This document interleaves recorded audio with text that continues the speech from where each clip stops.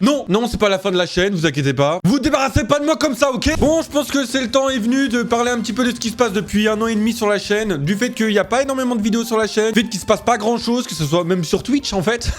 Que je réponde aux 3 personnes sur Discord qui sont encore intéressées du pourquoi, du comment je suis pas de retour sur YouTube. Alors vous inquiétez pas, hein, ça peut être une vidéo où je vais réellement parler de pourquoi, du comment. Je vais plus revenir un petit peu sur tout ce qui s'est passé pendant 1 an et demi, parce qu'il s'en est passé beaucoup de choses, beaucoup plus que vous l'imaginez, même s'il se passe pas grand chose en fait sur Twitch et sur YouTube. Parce que même si on peut croire que ouais, mes 2 dernières années ont été pas folles, bah en réalité il s'est passé énormément de choses, que ce soit pour moi, que ce soit pour la chaîne, par rapport aux vidéos et aux concepts que j'ai proposés. Donc j'ai très envie d'en parler. Et oui, donner quelques détails du pourquoi il y a des moments où j'ai arrêté, pourquoi il n'y a pas énormément de choses en ce moment, et pourquoi je suis en train de reprendre finalement. Bref, on va reprendre au moment où j'ai sorti la vidéo des 2 ans de la chaîne. À ce moment-là, c'était le grand retour. Vraiment, à ce moment-là, j'étais vraiment à mon prime niveau sortie de vidéo. Toutes les semaines, vous aviez votre vidéo de Nemo Joke. La vidéo de Nuzlocke avait explosé et encore aujourd'hui, elle fait encore du chiffre. Donc en vrai, je suis très content. Et en réalité, le point tournant, ça a été la vidéo Peppa Pig. En fait, la vidéo Peppa Pig, ça a amené une personne dans ma vie qui a tout changé. Je vais vous remettre dans le contexte. Je sors la vidéo Peppa Pig. La vidéo marche plutôt bien, mieux que d'habitude d'ailleurs. Au moment où je vous parle, elle a 445 vues, ce qui est mieux que la base. D'habitude, je suis plafonné aux alentours des 175-200 vues. Donc en vrai, c'était vraiment bien. Et un soir, je suis posé dans mon lit et je reçois un message sur Instagram. Cette personne me dit qu'elle a adoré la vidéo, que c'est super cool. À ce moment-là, je lui dis merci. Voilà, on commence un peu à discuter. Donc voilà, on discute ensemble. À ce moment-là, il me dit que même lui a une chaîne YouTube du nom de Super HD. Et c'est à partir de là que c'est parti en couille.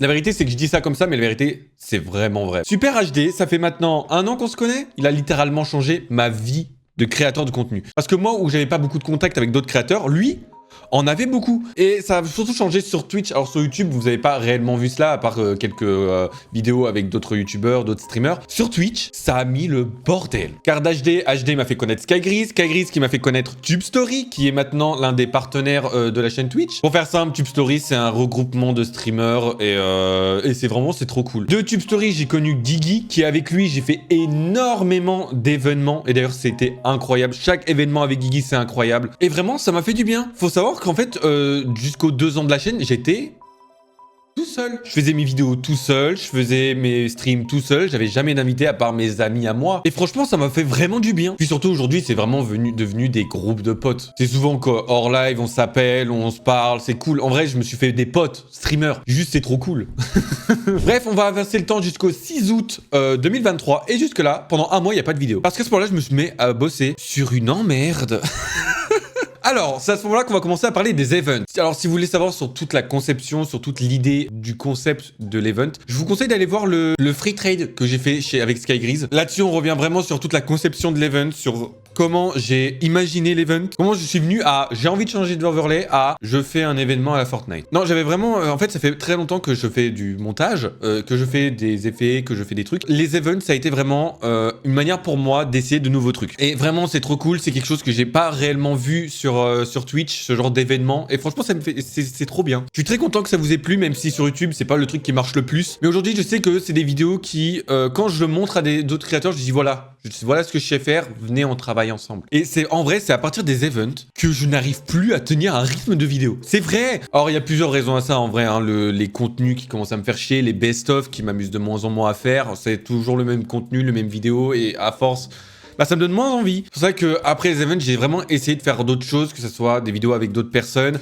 Le best-of sur Among Us, qui est pour moi le meilleur best-of que j'ai fait de ma vie. Et je suis très content que ça vous ait plu. Des vidéos un peu plus story time, bref, des petits concepts à la con. Et j'essaie vraiment de me diversifier parce qu'en vrai, sinon je vais finir par me faire chier sur la plateforme. Ce serait vous mentir si en même temps il n'y a pas eu des petites conneries sur ma vie personnelle qui ont eu raison de moi. Mais surtout la communauté aussi. Ouais, je vais en parler un peu. Faut savoir que à partir du 2e event que j'ai fait, 2e event qui parlait pareil, a mis un step-up au niveau du travail et je suis très content que vous l'ayez remarqué et je suis très content que ça vous ait plu. En fait, c'est un truc de fou à quel point j'ai mis tout le monde d'accord avec mes events. Et je suis content. Après le 2e event, j'ai commencé à réessayer d'être régulier, du moins sur Twitch. Sauf qu'il y a un truc que j'avais pas prévu et vraiment, je me le suis pris en pleine gueule, la communauté. Au secours. Je pense que tous mes potes streamers pourront me le dire. Pendant un moment, ma communauté dans les streams, c'était le bordel. Et je le sais d'un côté que j'en suis responsable. Je le sais, je peux pas faire genre comme si je dis oh mais c'est pas ma faute. C'est vrai que j'ai un comportement assez particulier sur Twitch. Je suis vraiment pris comme l'antagoniste, comme le mec qu'il faut pas faire chier. J'ai mon caractère, ça a ramené un monde sur mes streams,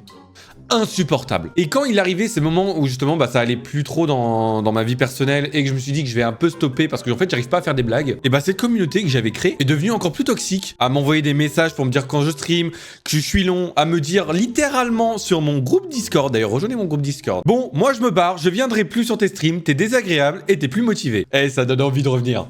Ah là je reviens. Ah. Petite dédicace à la capote, hein, vraiment. Hein. Je le dis pas, mais t'es casse-couille.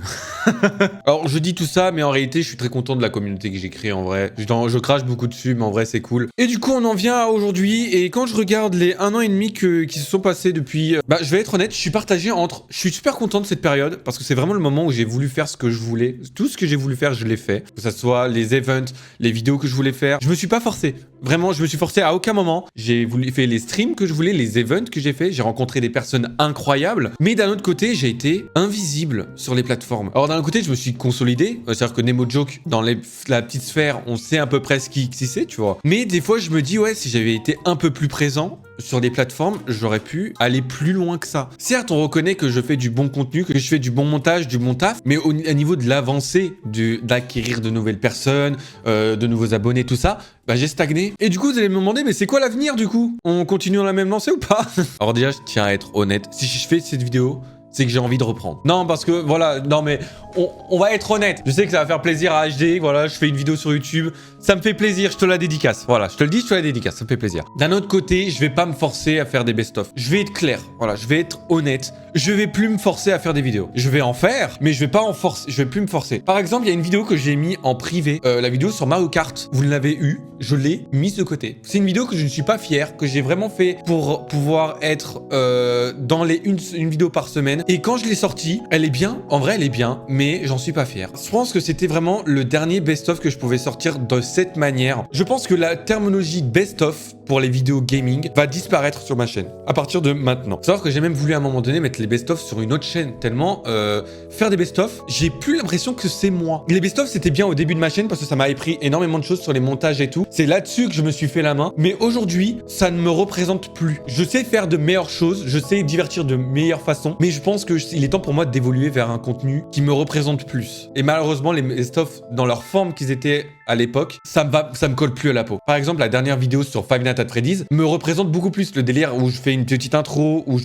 pourrais faire une petite outro à la fin. Il y a plus ce côté vidéo gaming et je trouve ça cool. Voilà, il y a plus une identité et une personnalité et je veux garder ça. Mais la forme Best of Live, c'est terminé. À côté de ça, je pense faire beaucoup plus de vidéos avec des gens. Je pense vraiment utiliser les personnes qui sont à côté de moi et qui sont des vrais potes pour pouvoir faire des vidéos avec eux. C'est con à dire, mais je fais plus de vidéos avec eux que font des vidéos avec moi. Il est où l'arnaque en fait? En vrai, j'aimerais beaucoup plus ramener des gens sur ma chaîne YouTube pour pouvoir faire des délires à plusieurs. Ça m'amuse énormément quand je fais sur leur chaîne. Alors pourquoi pas chez moi? Je pense continuer les vidéos Storytime. J'ai d'autres trucs à raconter et je pense que ça peut être très intéressant et très instructif. Je pense continuer les concepts, refaire des petits concepts que j'ai fait avant, comme par exemple les vidéos où je regardais des trucs d'horreur et tout. C'est vraiment drôle et j'ai envie d'en refaire. Mais voilà, sachez que je vais plus me forcer à faire des best-of, je vais plus me forcer à faire des vidéos. S'il y a une fois, il y a une vidéo qui sort pas, il y a une semaine sur deux où il n'y a pas de vidéo, dites-vous que soit j'en bosse sur une, soit j'avais pas d'idée, j'avais pas envie de me forcer. Voilà.